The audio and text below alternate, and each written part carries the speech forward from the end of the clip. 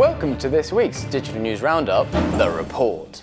This week we're talking to Sam for his thoughts on digital self-service. In the rush to deploy additional customer communication channels, many organisations are skipping out on the planning that is required to provide the best possible service to customers. Do you think that demand for chatbots and other self-service options online will keep increasing?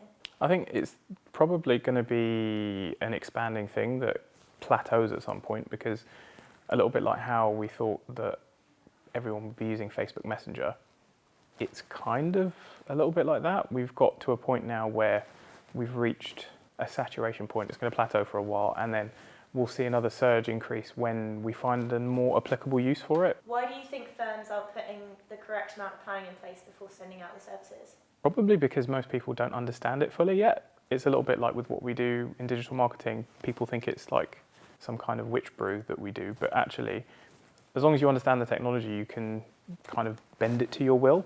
But I think a lot of these firms either don't have the in-house capabilities or are relying on maybe a younger generation who aren't perhaps the best at communicating complex technical things to a generation that doesn't understand it. There are some companies that have really succeeded in doing self-service well, like Just Eat, for example. What do you think that they did differently to get to that point?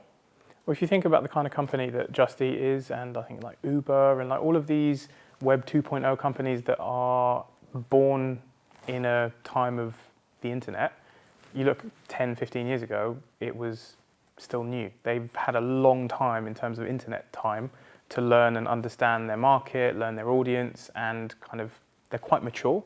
Do you think it's clear when companies haven't put a strategy in place for their communication channels? 100%, definitely.